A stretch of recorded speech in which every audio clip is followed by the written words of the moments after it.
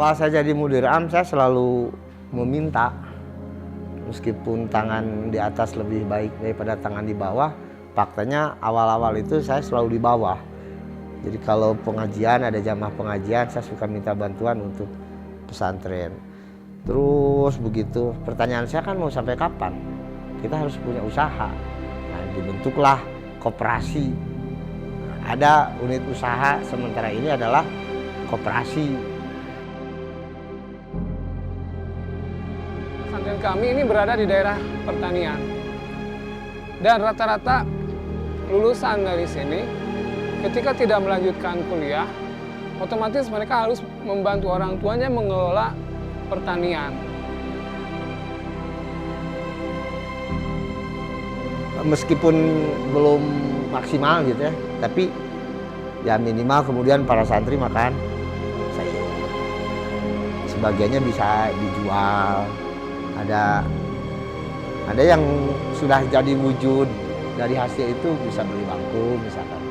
Itu ada. Nanti ada yang ngurusnya Ustadz Gun-Gun bidang pertanian, bidang perkoperasian yang core-nya itu di trading. Koperasi itu Ustadz Kusmana. Kita tidak simpan pinjam koperasi itu. Jadi koperasi produksi. Iya, koperasi usaha. Kalau simpan pinjam masih kecil, terus berkaitan dengan riba juga kan kita harus menghindari.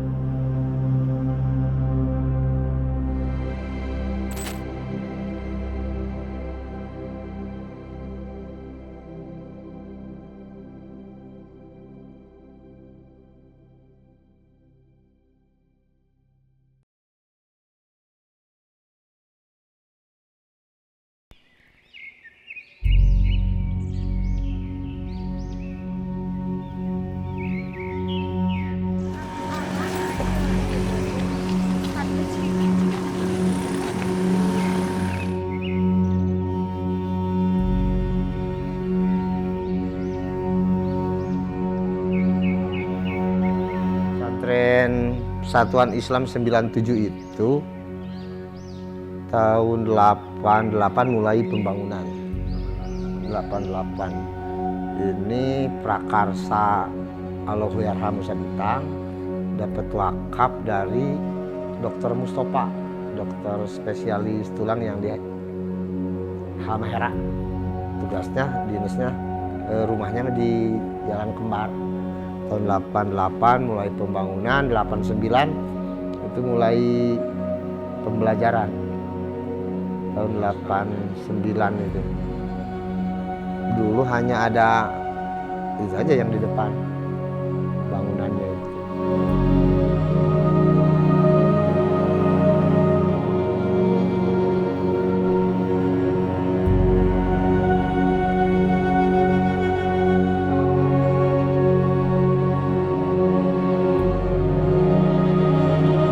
Sejauh ini yang saya temukan di lapangan, kendala yang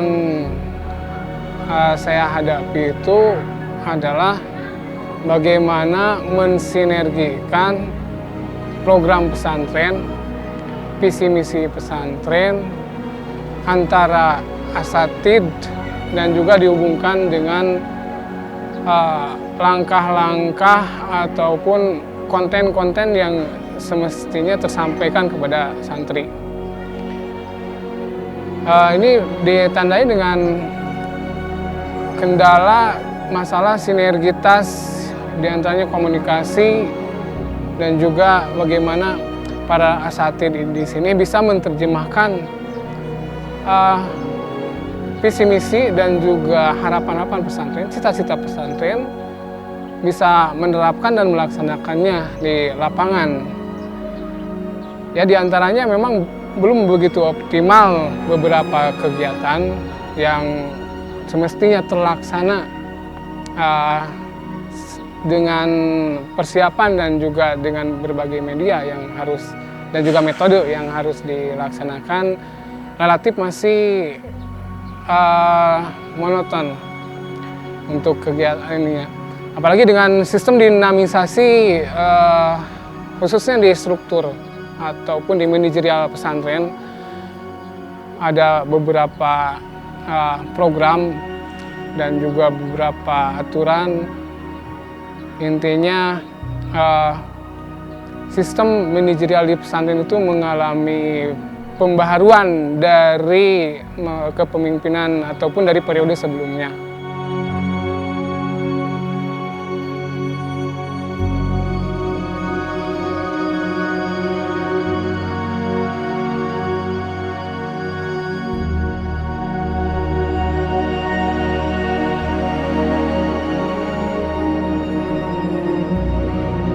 Tiga juz itu menjadi standar kelulusan.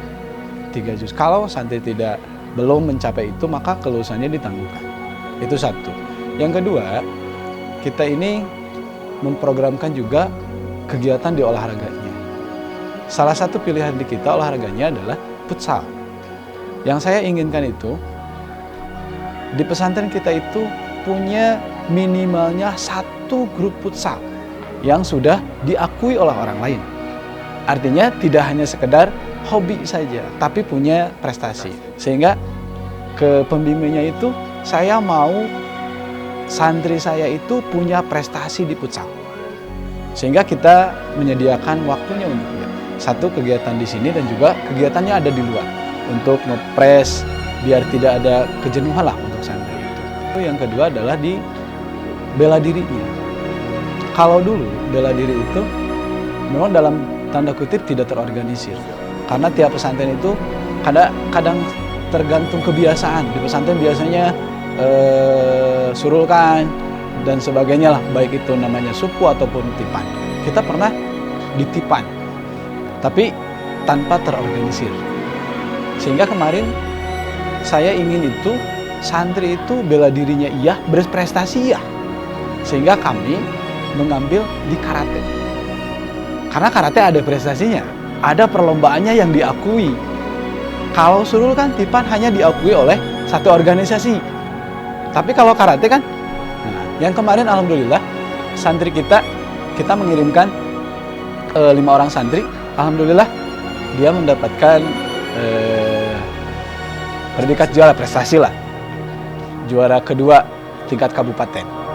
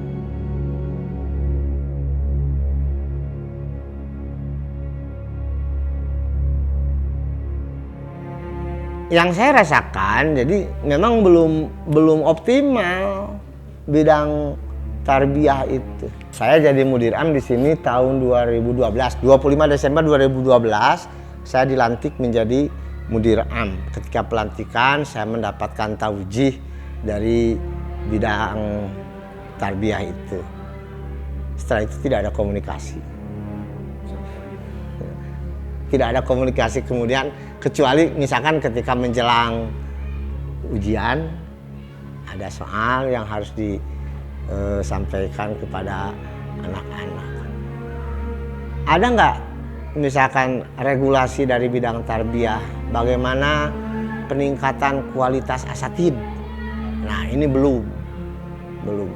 Ada nggak misalkan regulasi dari bidang tarbiyah tentang uji kurikulum?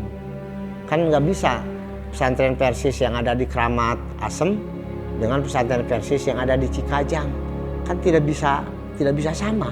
Itu mesti beda karena kebutuhannya juga berbeda. Ya. Kebutuhan santri di Kramat Asem, kebutuhan santri di Cikajang kan tentu berbeda. Ya, meskipun nanti ada yang samanya kalau soal-soal ibadah, soal-soal keyakinan itu sama.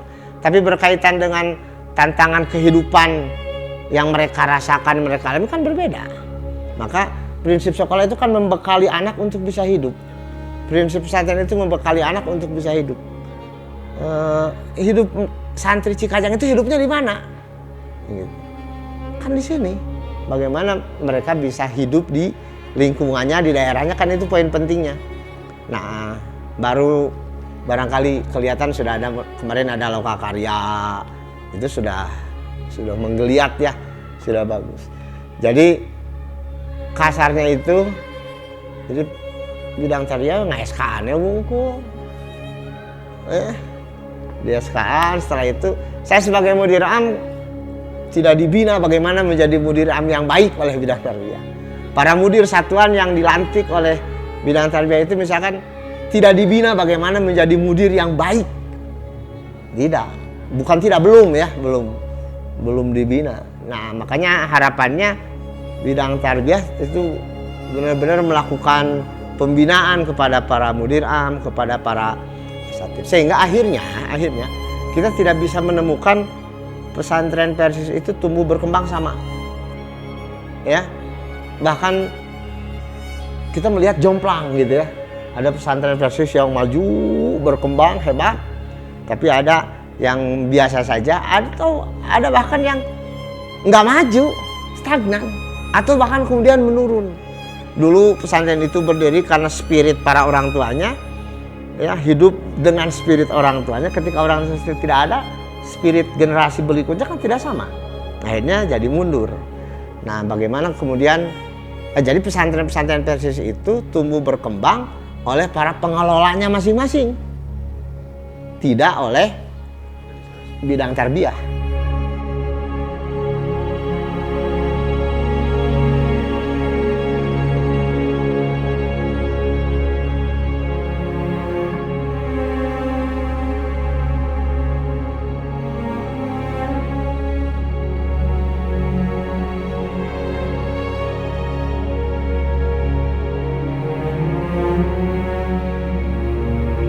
Saya tinggal di lembaga yang ada di bawah naungan Persis, tapi saya seolah-olah punya atasan itu bukan orang Persis, bukan organisasi Persis, tapi pemerintah.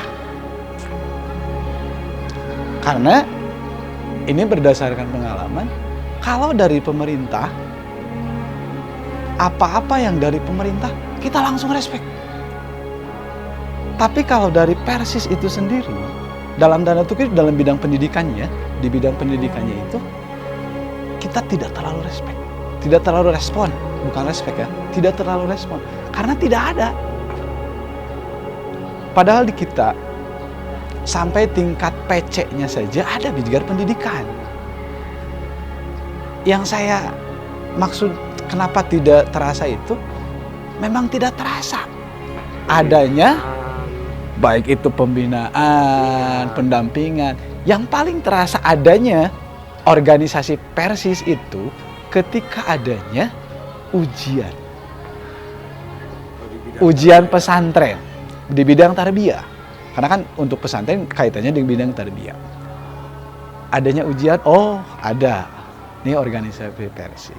Dengan datangnya soal dari PP, dengan adanya pengawas yang dari PD, kan hanya itu 1 tahun sekali. Sehingga kan kalau dari pemerintah, apalagi kaitannya dengan orang-orang yang memang sudah ada kaitan dengan pemerintah. Nah, ya, yang itu yang saya rasa. Jadi sehingga seolah-olah kita ini tidak Persis tidak mengenal gitu dengan Persis itu sendiri.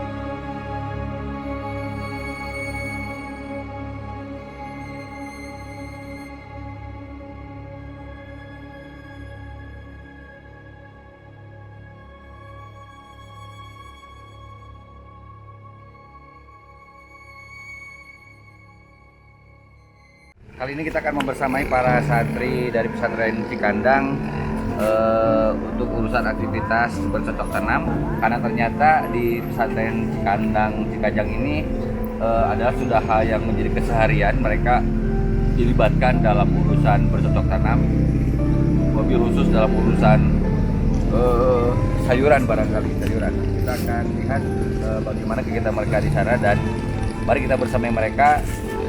Dengan demikian saya pikir ini bukan urusan basa-basi lagi. Kalau santri di pesantren Cikandang ini memang sudah menjadi hal yang biasa kalau kemudian satu saat mereka berani mendefinisikan dirinya sebagai bagian dari santri yang pesantren yang siap melahirkan para agropreneur handal.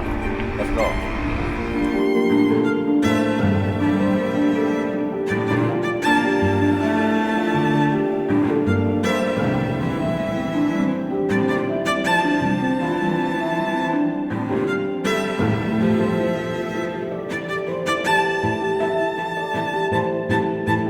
Kenapa Ustadz misalkan melibatkan seluruh santri di pesantren Cikandang ini dari mulai bercocok tanam sampai berdagang, dari urusan keuangan segala macam? Kenapa merasa penting itu disampaikan kepada santri? Bukannya santri cukup belajar ngaji doang? Oke. Nah, pada akhirnya kan orang itu harus ada nilai jualnya tuh. Harus ada nilai jualnya.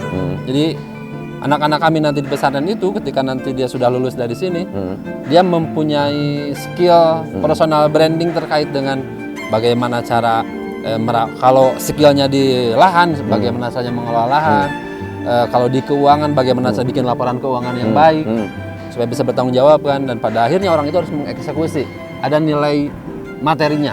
Oke, apakah dengan keseluruhan kurikulum yang sudah dibangun di pesantren Cikandang ini, apakah sudah support system dengan gagasan atau dengan tindakan bercocok tanam dengan pedagangnya, atau baru sebagian kecil? Baru sebagian kecil, tapi sudah diimplementasi. Oke, sudah mulai diimplementasikan. Ya, macam kami di pesantren kami itu identik dengan kebun itu tidak ada beras. Oke. Kami di koperasi konsepnya itu kebutuhan asati terkait dengan kebutuhan pokoknya. Kami dari pesantren menyuplai itu. Oke. Dan kami melibatkan juga para santri. Oke, well.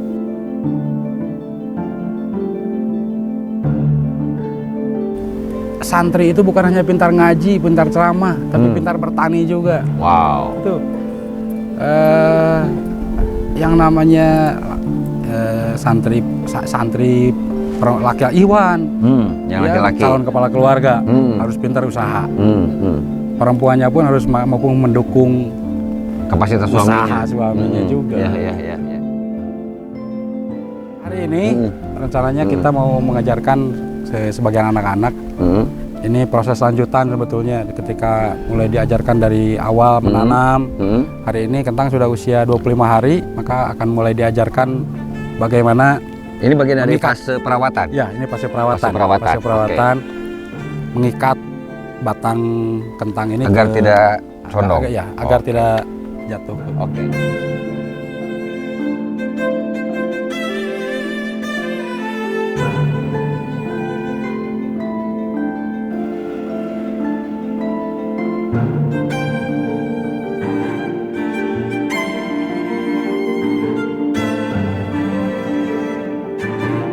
Pernah tuh waktu malam panen kol itu perkiraan mendapatkan 6 karung. Cara menanamnya, panennya, dan menyiramnya itu semuanya oleh santri. Itu awal pertama panen itu dibagikan kepada ustadz dan dipakai makan oleh santri-santri. Kami diajarkan cara berkebun itu akan berguna pada suatu saat nanti di masa yang akan datang. Contohnya kan orang tua saya petani, saya juga harus bisa.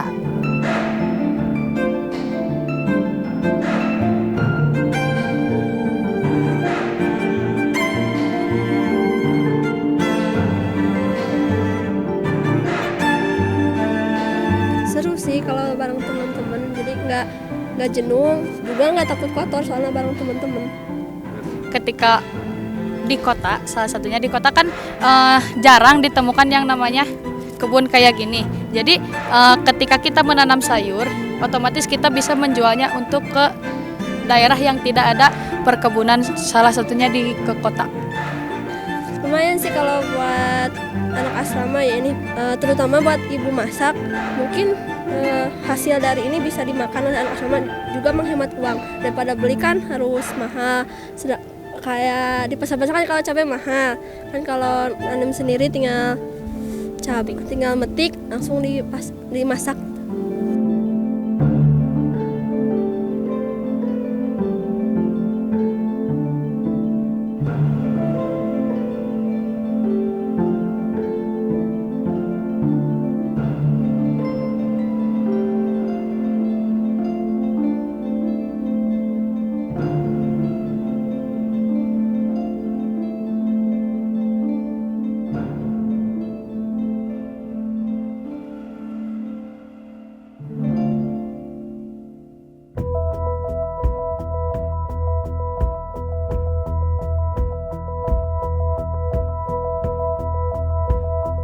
Kegiatan hafal imtihan itu kan kegiatan mendatangkan banyak orang dari luar untuk nonton atau datang ke pesantren. Bukan hanya wali santri, tapi masyarakat sekitar pun mereka tertarik untuk datang ke pesantren. Maka mulailah di sana dijual yang namanya kentang dengan metode yang berbeda. Kita mulai bikin terobosan bagaimana kalau kita membuat kentang spiral. Terus kita juga jual kentang French press. Itu kan kalau kita mau makan French press kita harus ke KFC, McD gitu. Nah kita hadirkan di pesantren. Itu Masya Allah, euforia masyarakat, padahal mereka itu gambarkan seperti masyarakat yang tidak pernah makan kentang. Itu kan makin bikin semangat saya untuk mengangkat itu. Oh berarti masyarakat hari ini adalah harus disediakan dengan tampilan yang berbeda, dengan nama yang berbeda, dengan nama yang menarik.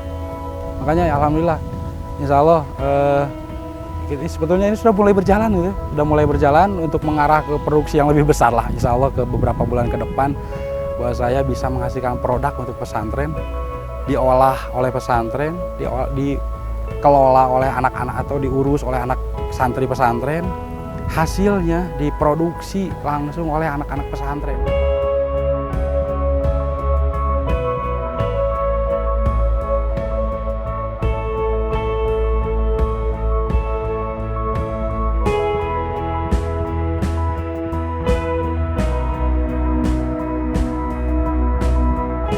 Pertanian itu bisa jadi solusi jika itu kemudian dikembangkan dengan profesional. Ya. Pertanian bisa jadi solusi dan banyak fakta.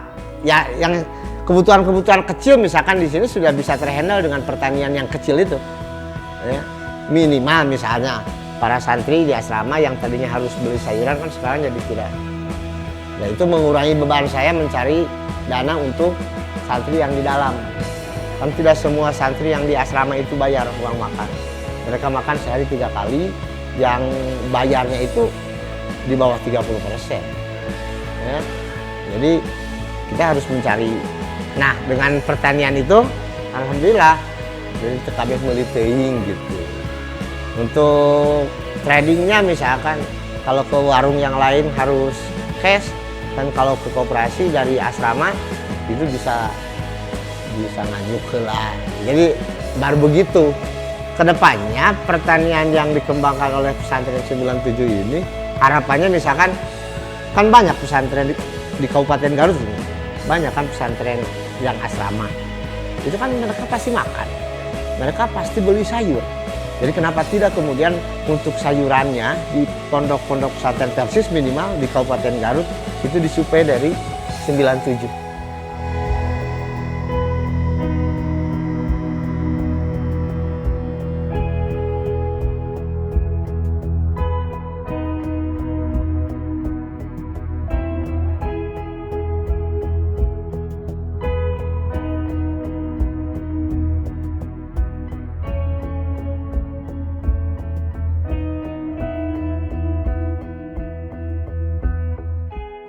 Nanti Ustadz Gugun tuh harus kasih laporan juga sama mudir.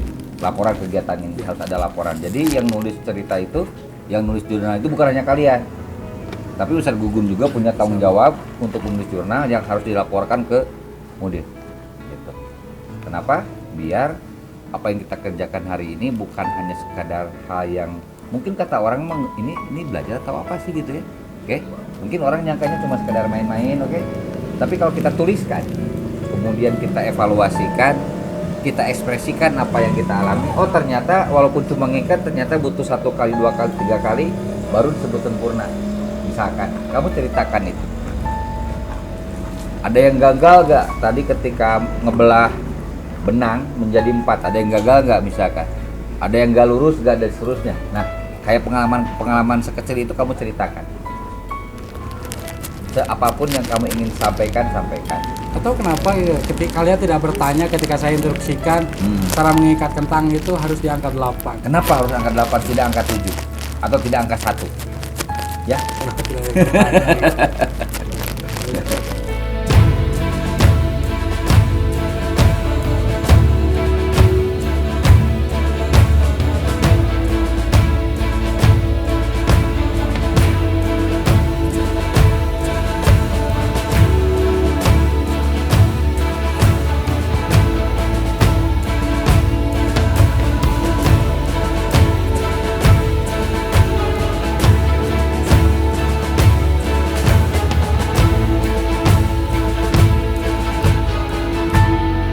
Buat kamu lebih senang belajar di kelas atau di luar seperti bercocok tanam ini? Mana yang paling menyenangkan buat kamu? Di luar. Di luar? Ya. Jadi yang kayak gini lebih menyenangkan ketimbang belajar di kelas Ya, buat kamu? kalau belajar teori nggak Susah masuk? Iya, susah masuk. Susah masuk. Tapi kalau belajar kayak gini relatif Ya, jauh kalau lebih masuk. Oke. Kamu punya cita-cita apa? Mau jadi petani, mau jadi nelayan, mau jadi presiden, mau jadi ketua RT? Jadi arsitektur. Serius? Dia arsitek? Iya. Wow. Oke. Tapi ketika punya waktu luang, kamu bisa bercocok tanam? Iya. Well, keren.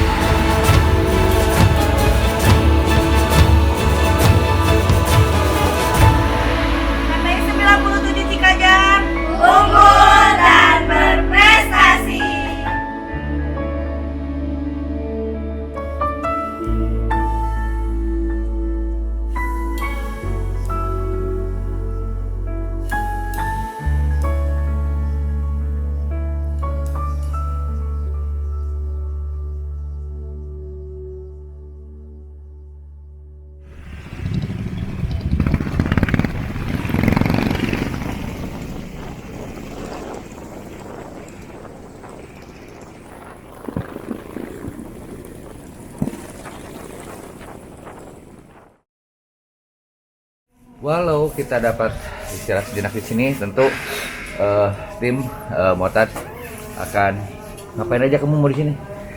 Haruru banget. Haruru banget. Oke. Swim with the hot water. Hot water. Jangan lupa ngajamu.